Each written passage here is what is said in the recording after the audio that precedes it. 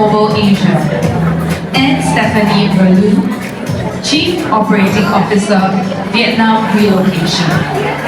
In this session, brought to you by Reloc8 Group, destination service leaders from across the region will share practical insights into the cultural, social, operational, and day-to-day factors that are often underestimated when moving talents into APAC. And now, please join me in welcoming our moderator and panelists. Thank you, everyone.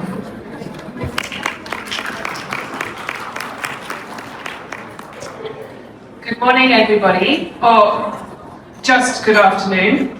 As mentioned, my name is Anna and I'm based in Australia, and I will be moderating today's session on behalf of Reloc8 Asia Pacific. We have Rohit from India, Lily from Singapore, Farah from Indonesia, and Stephanie from Vietnam. And together we do destination services in some of the busiest locations in the world, really. So I guess all of you were listening diligently in the last session. I was with bated breath and I was taking lots of notes, and I was like, my session's going to be great, because that was very much the high level trends where we're at. And in this session, we're really going to get into the weeds. We're going to get into the messy human side of the people that we're moving, away from the policy and down into the realities. So we want you to take away 3 things from today. The first is that policies are obviously written as a catch-all. Some companies have global policies, some might have regional nuances, but they're never going to capture the nuances that humans have. And they're messy and sort of diverse needs. The second is that as DSPs, we see the same friction points time and time again. They always occur, and we can spot them a mile off, and that's why we firmly believe that destination experts should be brought into the picture sooner rather than later, for the benefit of all parties, whether you're corporates, RMCs, or the delivery people themselves.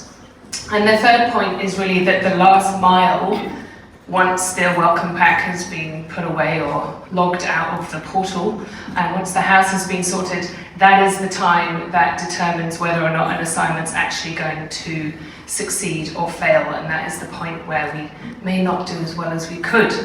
So what we're going to do, normally when we have a panel like this, we all sit up here and we talk about our countries, and those that aren't interested in Vietnam go on their phones. Those that aren't interested in Singapore go on their phones. So we thought, we're not going to do that this time.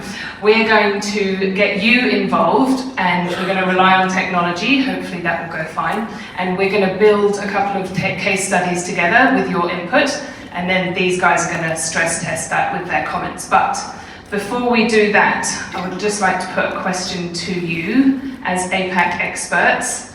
What is one thing that you wish corporates would be aware of when considering relocations into your countries? Let's start with you, Rohit, since you're closest to me.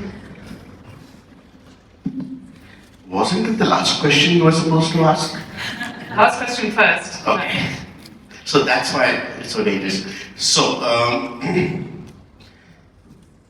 from an India perspective, I'm going to say that look at India as you would look at Europe. India is a federal style of government. The states were carved on the basis of culture many, many years back. So the systems, the policies, the practices are different in each region. So if you were to come in with one policy or one state of mind for the entire country, you'll have difficulties. So that's my one advice that I would give. Look at India as 20 countries. Very good. And Lily? It is similar line as Rohit. APAC is one region on paper, but on reality, it is not one market with multiple destinations. It's not one market with multiple airports, but it is one market that has many distinct markets. We have like 40 odd countries. Of the 40 plus countries, there are 14 powerhouse markets. We all are different. what works in one country doesn't automatically relate to another. So, like for example, Japan and Singapore, you need security deposit to move into the house. But if you move to Japan, you need key money that is non-refundable, plus a guarantor before you can move into the house. So what's work in Taiwan, say for example, doesn't work well, is maybe it's illegal in South Korea. So I feel that best is when we have a regional relocation policy. It is good, this is valuable, but what is more important is to build in enough flexibility to reflect the local realities. And that's where I feel that localization matters. Localization is not optional. It is essential. So if you have like a provider that give you genuine on-the-ground expertise, that will value add to the relocation of the assignee. Yeah, 100%. I thought it was so interesting in the last session when they were talking about, making sure you derive value from a move. And I was thinking that's exactly what the DSPs are doing. It's so easy to derive value when you're helping. Yes. Sorry, I have one to add. The Singapore way. Okay. We are same, but we are different. Or we say that we are same, but we are not the same. We are in Asia. Do you want to expand on that a little bit? Same? For those of us that are not from Singapore? Really, because we have like 40 countries, more than 40 countries here. Everybody thinks that we are all Asia. It is just a category label. Maybe I would say it is a category error. It is not. We are not the same. There's a lot of fiber in the society here, so it really need to be expanded. Look under the hood, that's excellent. And Farah, how about you for Indonesia? Okay, for Indonesia, I think the biggest mistakes that the company do is, again, similar to India, to assume that Indonesia is one country in a cultural sense. So yes, we have one currency, we have one government and one flag, but we are talking about 38 provinces with more than 1,300 of ethnic groups, right? So each with their own way of communicating, building trust, and also solving problems. So this is where a lot of companies, I feel, they get stuck because they enter Indonesia with a playbook that might work in other countries in Southeast Asia, but not necessarily in Indonesia. So I'm going to be a little bit longer here because I want to give like 3 common assumptions that I see again and again in Indonesia. The first one is that Indonesians are warm and friendly, and so it must be easy to manage them, right? Yes, we are generally very welcoming and very polite and very open in social situation. But what many foreigners don't realize is that the warmth actually comes with a very strong sensitivity of public embarrassment. We have this concept called malu. For those of you who know Bahasa Indonesia, it's often translated as shame, but it's actually closer to loss of face, right? So for example, if you give an Indonesian employee feedback in front of their team, even if you think it's a very gentle or constructive feedback, they may experience it very differently. They may smile, nod, and say, yes, thank you, but inside the relationship is already damaged, right? So in Indonesia, feedback is usually better to give privately, and sometimes even better indirectly. The second assumption, and this is the one that causes so many problems, when they say yes, it means that they understand. They don't, okay? So in Indonesia, saying yes doesn't always mean I understand and I agree. Sometimes it means that I respect you, sometimes it means that I don't want to embarrass you, and sometimes it could also mean I do not want to create a conflict in this situation. So our culture teaches us that confrontation is impolite. Even asking too many questions can feel uncomfortable because it might sound like, oh, the person explaining it, they don't explain it properly. So you may give instruction, the person may smile and nod and even laugh a little, and you were like thinking, okay, great, we are in a line. But actually they are not, they're still unclear. So we even have a phrase for this, what we call asal bapak senang, which means as long as the boss is happy, right? So basically it describes the tendency that the Indonesian to tell that senior people what they want to hear instead what they need to hear. So, and this is really a lot of causing problems in the company if the leader doesn't understand this, because they can spend monthly on like, okay, I think my team agreed, but there's no, there's a lot of missed deadlines and also quite confusion. So the solution would be to create a safe environment where your team can feel safe to give an honest feedback. And this takes time, trust takes time in Indonesia. And then the last one is, I think I've worked with one Indonesian, so I understand Indonesia. A lot of people say this, right? So again, it's not one size fits all. Someone from Batak culture in North Sumatra may be very direct. They might tell you the problem in 30 seconds. But someone from Central Java will communicate very much indirectly. They will go around a long route before they get into the point, and even still you need to read between the lines. So you cannot treat Indonesian culture as one single thing, right? So, and across all of this, we also have in Asia hierarchy, right? Age, seniority, title, social position. So it's even built in the language. You don't speak to a bapa or ibu the same way you speak to a peer.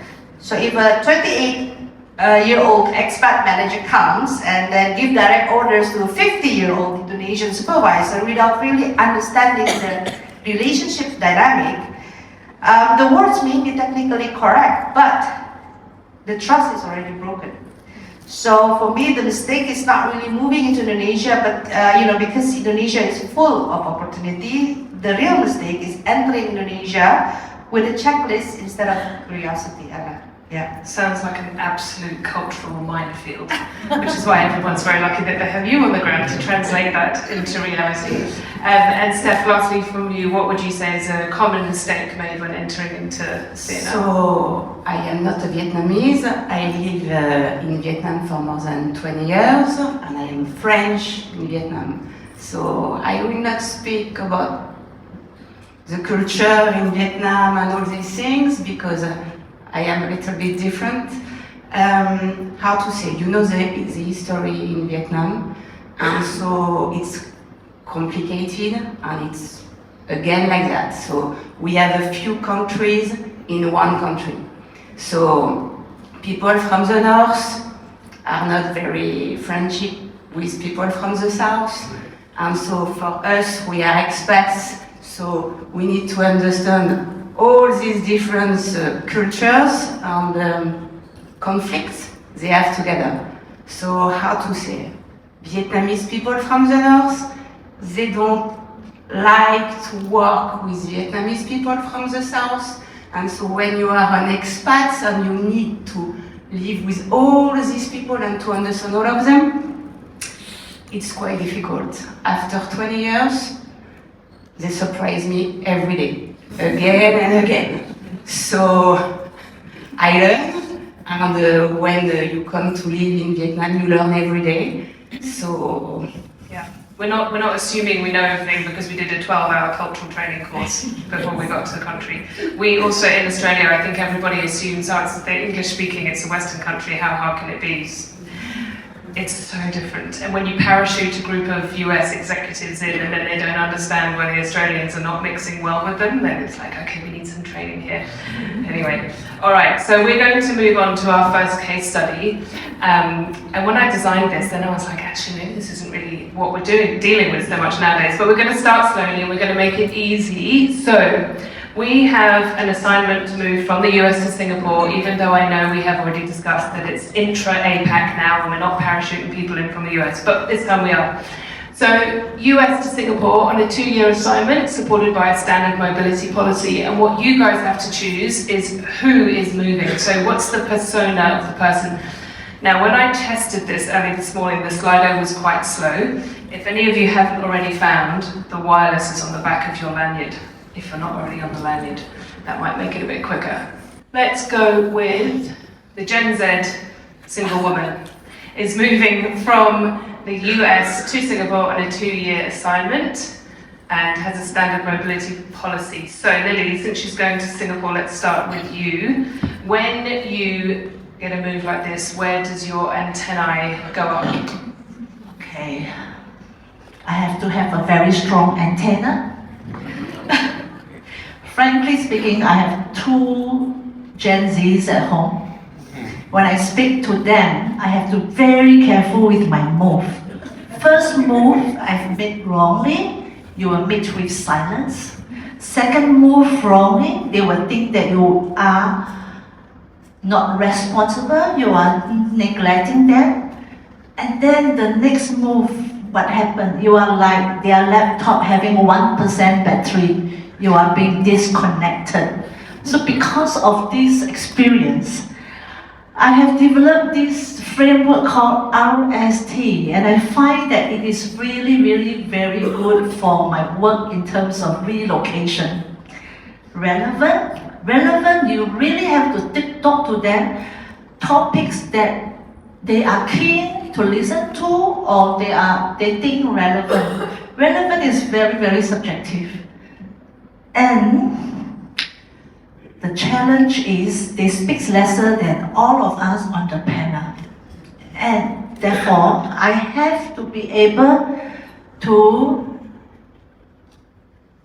read what is not said, anticipate what is not asked, and then understand what are the unspoken questions. So I'm not trying to please them. Not that I have 2 marvelous boys. They are very nice. Don't get me wrong. I have 2 very wonderful lunch for Mother's Day from them. But you need to be nice to them. They are going to take over the workforce by 2030. All the baby boomers will reach 65 years old at retiring age. And they are going to take over at least 30% of the workforce. So I'm just trying to be efficient. And comes to speed, I have to be reactive, I have to be supportive, fast enough. If I'm not fast enough, again, they will shut you down. They treat me, or they will treat any one of our service provider like their digital counterpart. Press a button for answer, they need a quick response. And of course, they want clear response. When it comes to tea, it's a bag of tea. Many teas that I have to handle, from tag to transparent to tone. They are tone sensitive. They want clear,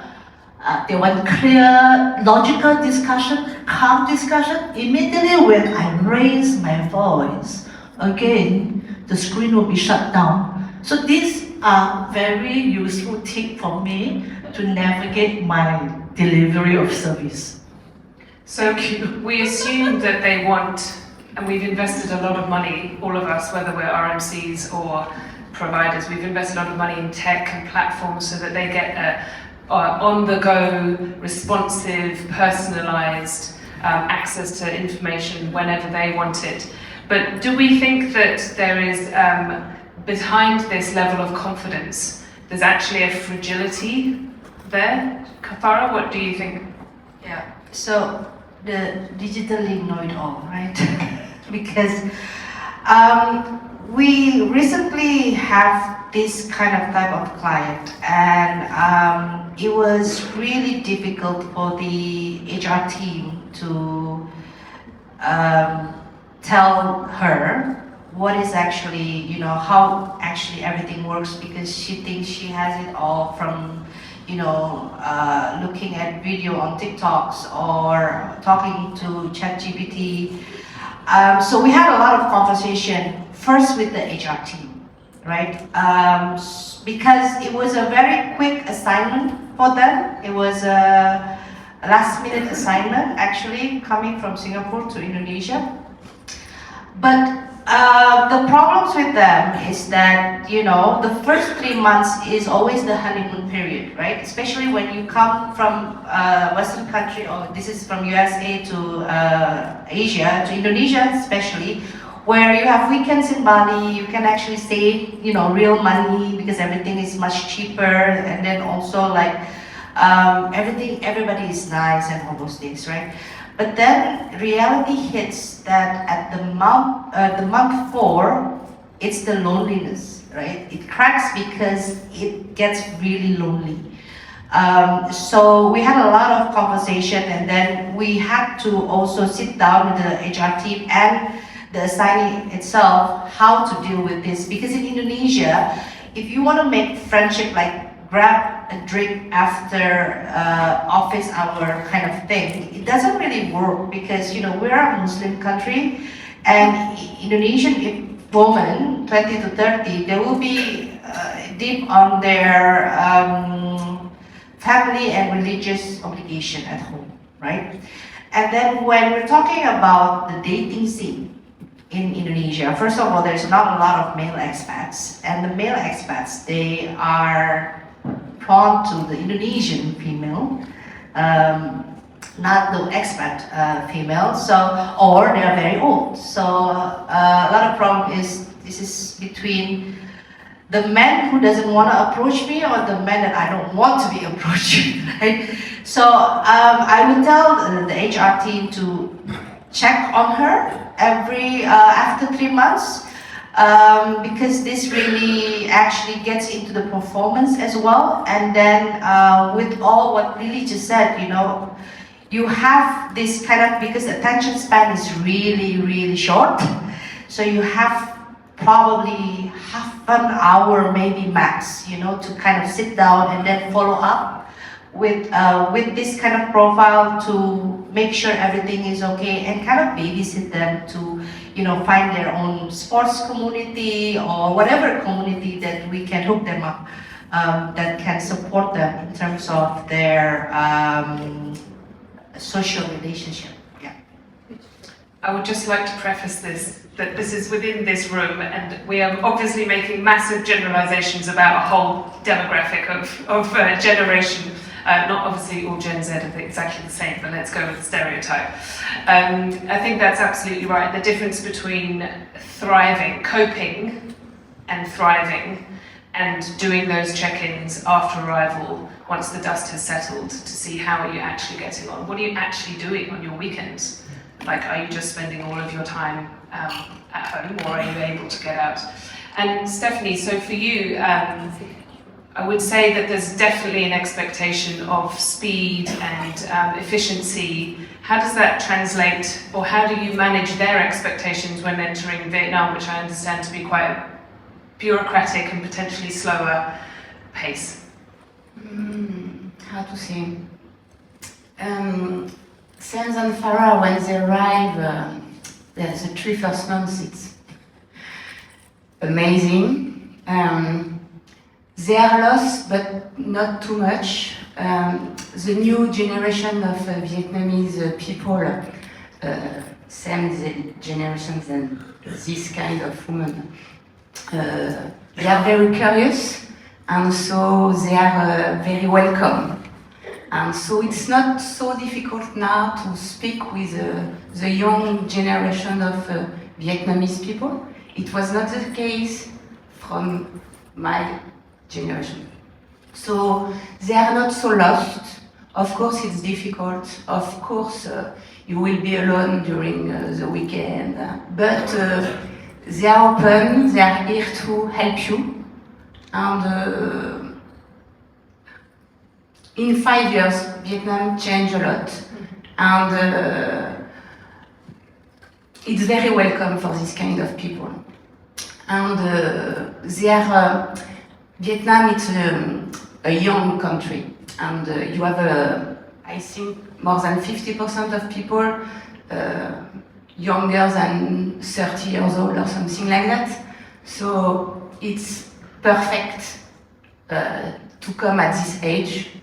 And I think in the next 5 years it will be better and better. Vietnamese people are very open with TikTok and everything, and so they understand them quite well. Very good. So coming to you, Rohit, for a Gen Z single woman moving into India, safety would be a concern. Is this something that you see is handled honestly or is quietly avoided because it's an uncomfortable conversation to have? I think everyone would like to know about that one. So, our media is hyperactive. So, if an incident was to happen, they usually put down and becomes world news. India is as safe or as unsafe as most other countries. And you need to take the same precautions in India as you would take anywhere else. So, the advice to a lady relocating to India would be to not dress dress carefully, don't go to places which are not safe, check in with the people who are keeping a tab on her. Also, I think it's a misconception that Gen Z don't listen. I think they just don't listen to their parents. But they do listen to others. So if you have a reasonably senior experienced consultant with that lady and give her the right advice, I see no reason why she won't listen. So that is probably what we would do on the ground in India. Put an experienced, mature consultant along with her, give her all the right advice. Also, it will also matter a little as to which is the destination in India they're going to. So there are some cities which are notoriously bad and some are very, very safe. So different strokes for different folks. I agree, and I think that not everybody wants to hide behind their screen and their phone, and actually a lot of them do want that personal interaction, and they really very much appreciate having that on the ground support from somebody that they can lean on. We do have to move on to the next slide, but I will also just drop in there that we've had experience of parents. We've had to deal with the parents of the Gen Z people relocating, which is a whole nother kettle of fish. We have to be quite firm with the parents sometimes. All right, let's go on to our second one. So for this one, you guys are going to take more of a role in designing the case study. So can you please tell us, oh no, where is it? Oh, sorry, let's go, yeah, sorry. So again, we'll do who are you moving? Let's choose the persona of the assignee. So we have China to India, family of 4. Let's go with that. I'm screwed. And they are screwed as well. You're really making Rohit work super hard today, everybody.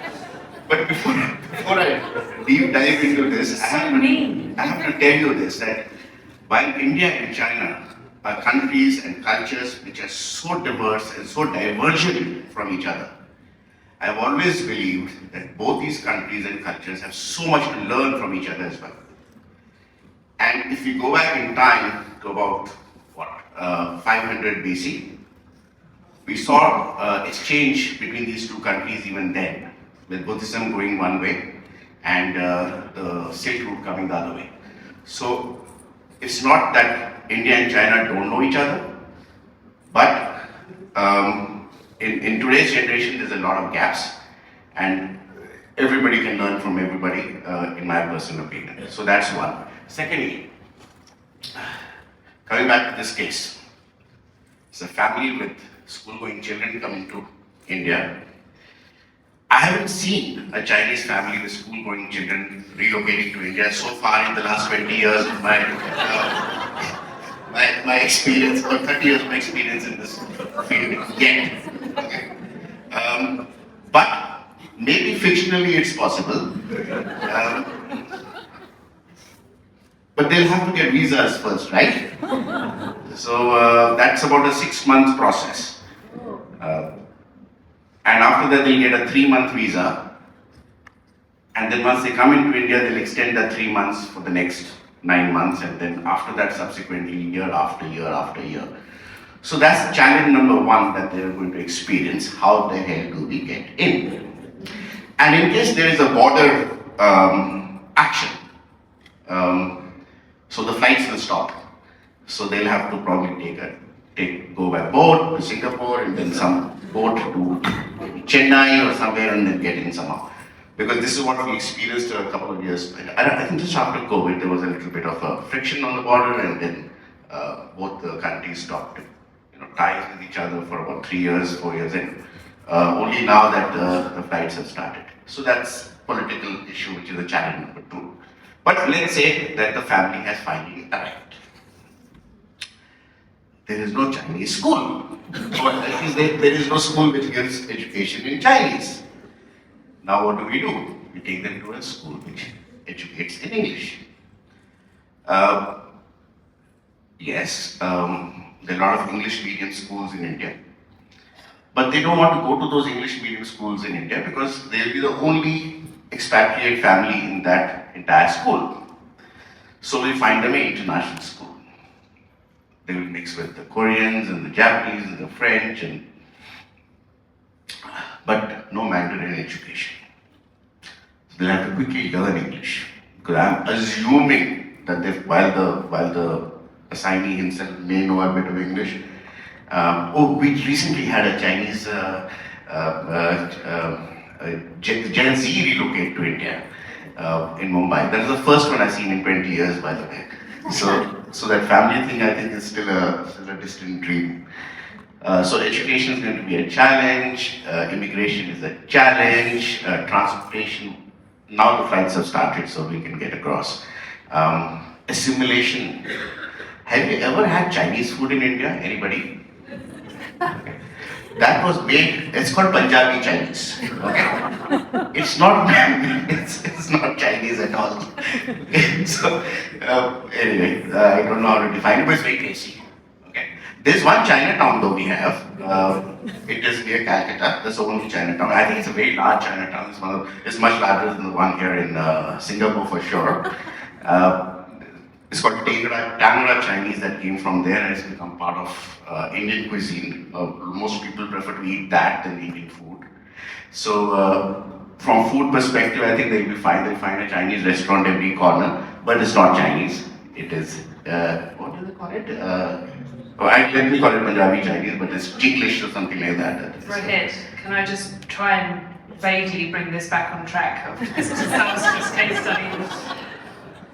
Lily, if I can bring you in, schooling into Singapore might be somewhat easier for coming in.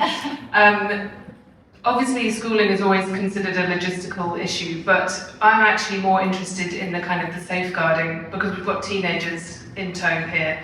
What are your thoughts on the safeguarding of the wellness, I guess, or the well-being of the teenagers? I think Chinese are very, very adaptable people. They have high survival instinct. When they come to Singapore, I think the first thing, are we Chinese? Are Singaporean Chinese? Chinese, they're not Chinese. Again, bring back to same but different, or same but not the same. So first thing, I think because of the strong survival instinct, they probably can integrate well. But comes to teenage, I think it's more of the policy problem rather than the persona itself, because I find that when it comes to housing budget policy, we always use, I'm going to take two stands, one on the school and one on the housing. Housing policy is always quite linear. 1 to 2 kids, you add 1,000 to the base housing budget. And then 3 to 4 kids, you have $2,000 more onto the housing budget. But when you have 2 teenage, the stress level or the needs shift. They are unlike families coming with 2 young children. The older children could share a room. They would probably want privacy, and you need probably a 4-bedroom instead of a 3-bedroom. And the metrics in the housing in Singapore is the jump between a 2-bedroom to a 3-bedroom probably is just 1,000. But then, when it is a 3 to a 4-bedroom, it's no more plus 2,000, maybe plus more. So So for this Chinese family, when they come, the two teenage, they probably don't have a higher proportionate, bigger budget, but they compromise. End up, they may have to compromise in terms of commute, property type, and location. So when we have teenage children coming to Singapore, usually housing is their main issue. Of course, can come to school, it's more the fit than academic. A lot of times, Chinese family hope to have a gateway for their children to excel academically, but not necessarily, because sometimes you just have to slow down the pace of learning, proficiency, language, and suit them before they think that it is their problem. Interesting. Have you ever, Farah, told HR or told an RMC that you recommend that they don't send, that this move doesn't happen because of the difficulties with the teenagers' integration? No, of course not. But the problem with Indonesia is that when they want to go to international school, well, unlike India, we have a lot of different international schools. We have Singaporean international school, French, German, the British, the American international school. So there's a lot of options. But if we're talking about a proper international schools, the Indonesian that goes to international schools, again, international schools are open for anyone in Indonesia. They are the kids of conglomerates and also high net worth individuals. So what happened is the teenagers have problems. Suddenly they are the, let's quote it, the poor one in the friend group, you know. Because we're talking about these people who rent a private jet, rent a private island for a 10-year-old birthday, right? And give away souvenirs as much as the newest iPads or the newest iPhones. So you know, when the expats come with the $150 worth of Lego, it really means almost nothing, you know. So this is a culture shock, and what I see is some of the issue are for the teenagers when they got really stressed, and then they become sick all the time, right? And then so they have to go back and forth to Singapore for the treatment, and they cannot find the cause, and it's all just stress. So I think what we should have done before the assignment is basically not just the parents coming for the city orientation, but actually to also sit down with the kids and ask them, so before the move, you know, so what do they feel? And I know they will not be prepared, but at least the HR and ourselves as a service provider talk to them, hey, this is what you deal with, you know. Yeah. In the last session they said we don't say no often enough as an industry. We have actually raised serious red flags before with family situations that are just not going to work in Australia, and then, you know, the dad was a CFO and he moves and then the family don't move, and who knows what happened in that situation. But sometimes it's just not the right thing for the child to uproot them at, you know, 17 years old and expect them to assimilate. I have one tiny little complication just to add in here, because Rohit will kill me. Can we just give one move on? I just want one more vote from you guys. We're going to make things more complicated. What complication are we adding into the mix? Are we adding a couple of dogs? Are we adding a partner that doesn't want to pause their career? All right, let's go with the partner that doesn't want to pause their career. So, I think Australia might be a bit of an outlier here in that partners do have work rights when their spouse is sponsored by an employer, but in many of your locations working is not possible necessarily. So is the question actually about rebuilding their career, or what are they going to do? Rohit, do you want to just touch on that quickly? Yeah, so this is a Chinese family. They don't have to be Chinese. Okay, they were Chinese. So there are 80% people in this room who are wanting to relocate to India. Okay? Anyone. Somewhere. So coming back to this particular person, India doesn't permit accompanying spouses on dependent visas to work for gainful employment. They must get their own employment in the company or a sponsor, and then get yourself an employment visa to come in. So it has to be separate from the family. And it's not easy getting a job for the permanent spouse. Lily? It is quite similar like India. Dependent pass holders couldn't work. They need to get a sponsor. The good news is Singapore welcome foreign workforce. We have 6.1 million people, 4.1 thereabout are in the workforce, 1.67 are foreigners. And of that, I think if my memory didn't fail me, it's like 380,000 holding semi and skilled work pass. That means Singapore is international and is open. But the brutal truth is the perception of the employers and the sponsors. They are highly selective because their perception will be that, is this serious? Is she serious or is he serious in getting a job? Is she just passing time? And this is fair. This is really fair. And the hard truth, we're talking about hard and brutal truth today, is that this this job search can take 6 to 9 months. So when you have a spouse coming to want to continue to work, they probably to take, it is expectation matters. It takes 6 to 9 months to find a job, even though you are highly qualified.